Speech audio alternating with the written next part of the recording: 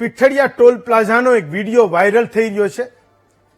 સૌરાષ્ટ્રમાં જેને માથાભારે કહે છે એવો એક માણસ જેનું નામ વિપુલ કાઠી છે, એણે ટોલ કલેક્ટ કરતા ભાવેશભાઈ પરમારનું એક ગળું દબાવી દીધું. હું મારી ટીમને કહીશ કે વિડીયોને અહીંયા ચલાવશે.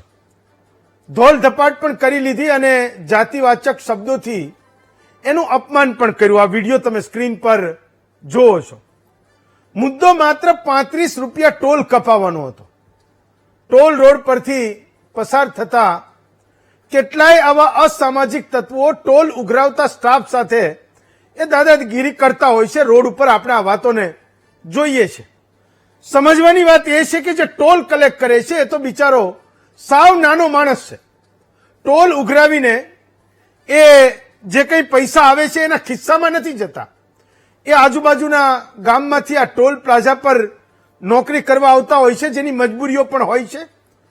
એ 42-43 ડિગ્રીમાં એ કેબિનમાં રહીને સાથે વાહનોના ધુમાડા અને ગરમીની સાથે એને કામ કરવાનું હોય છે. અને એ હકીકત પણ છે કે ટોલ ઉઘરાવનારા એ બિચારા નાના નાના માણસો એ ખૂબ નોમિનલ આવક ધરાવતા હોય છે. એનો પગાર એ આ ટોલવાળા એને કોઈ લાખો રૂપિયાનો એ પગાર નથી આપતા હોતા. 12-15 હજાર રૂપિયાના પગારમાં એ ટોલ કલેક્ટરનું કામ કરતા હોય છે.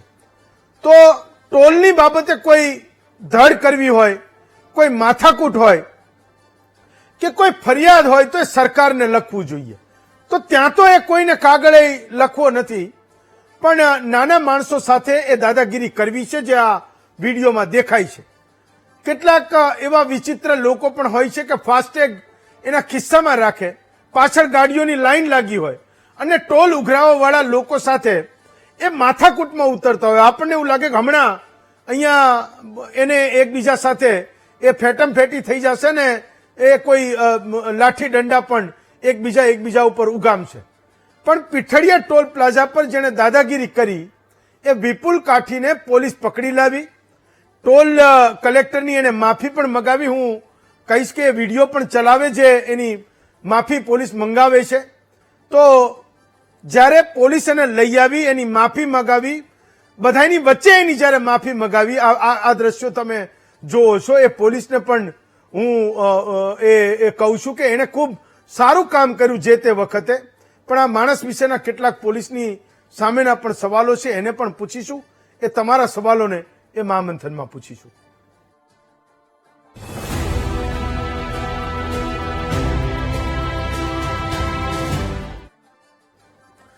તો આપણો વિષય છે કે ટોલ ભરવામાં પ્રશ્ન ઈગોનો છે કે કેમ.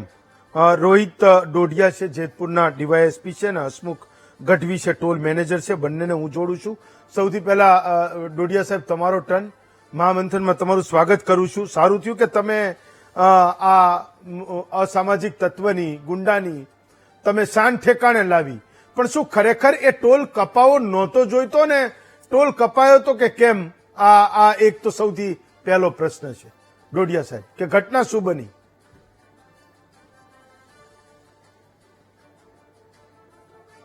જી, મારો અવાજ તમને સંભળાતો હશે? મારો સવાલ તમને સમજાયો ડોડિયા સાહેબ?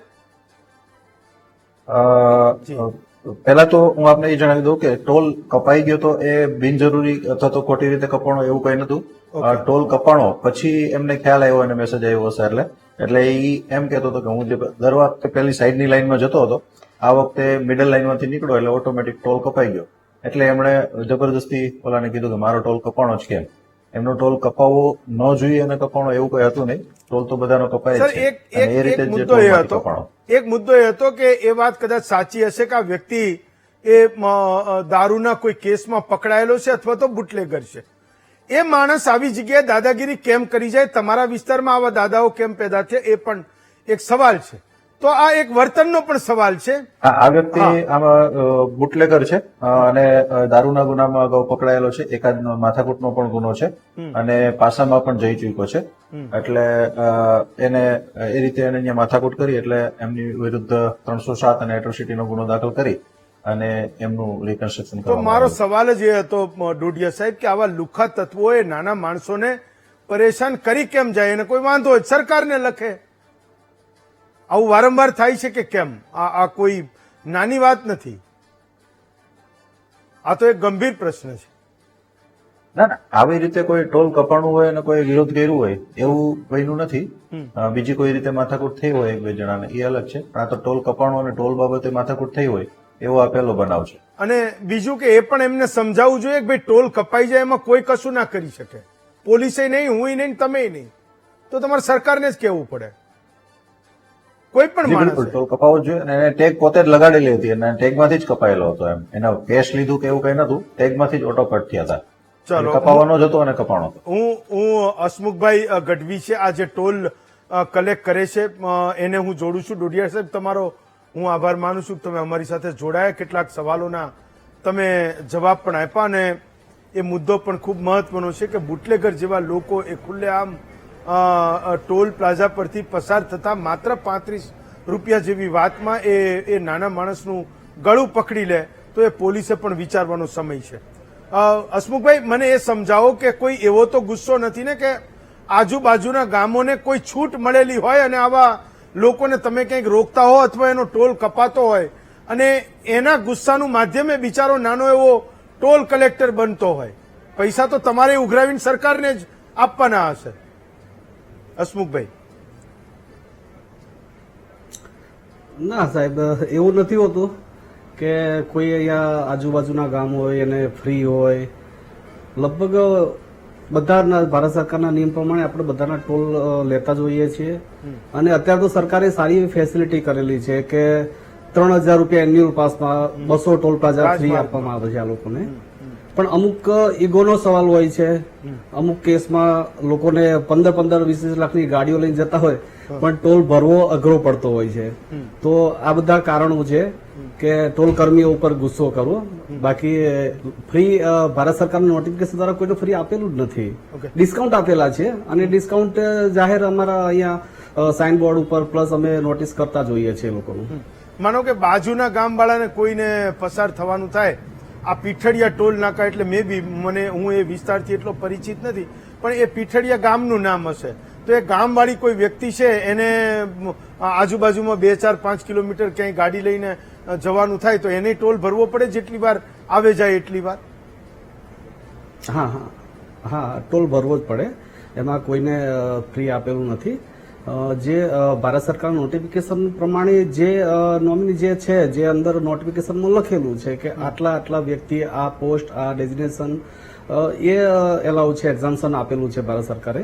એના સિવાય કોઈ લોકલ ગામ હોય કે આજુબાજુના રહેવાસી હોય, પ્રાઇવેટ વ્હીકલ હોય યા કોમર્શિયલ વ્હીકલ હોય તો એ લોકોએ ડિસ્કાઉન્ટ આપેલું હોય છે. નજીકના જે નિયરેસ્ટ 20 કિલોમીટર રાઉન્ડમાં આવતા હોય પ્લસ એ લોકોને ડિસ્કાઉન્ટ અલગ લેવલનું આપવામાં આવતું હોય છે. પછી એન્યુઅલ પાસ જે હોય તો એન્યુઅલ પાસની અંદર પર ટ્રીપ 15 રૂપિયા લગભગ આખા ભારતમાં બધા માટે હોય છે. તો એક પણ એ સ્કીમ પણ આપવામાં આવેલી છે. જે મુજબ બીજું કોમર્શિયલ વાહનો જે હોય છે તો કોમર્શિયલ વાહનોને 50% ડિસ્કાઉન્ટ આપવામાં આવ્યા હોય છે જે ડિસ્ટ્રિક્ટના વાહનો હોય. આ ફેસિલિટી સરકાર દ્વારા દરેક ટોલ પ્લાઝા ઉપર આપવામાં આવતી હોય છે. હસમુખભાઈ, એક વાત એ સમજાવો કે આ અસામાજિક વ્યક્તિ એવું કહે છે કે ભાઈ હું વચ્ચેની લાઈનમાં થી જતો હતો તો મારો ટોલ કોઈ દિવસ નહોતો કપાતો અને તારી પાસેથી હું એ લાઈનમાંથી પસાર થયો તો મારો ટોલ કપાયો. આ પણ હું સમજવા માંગુ છું કે નાનો માણસ ભોગ બન્યો કેમ, કેવી રીતે ભોગ બન્યો?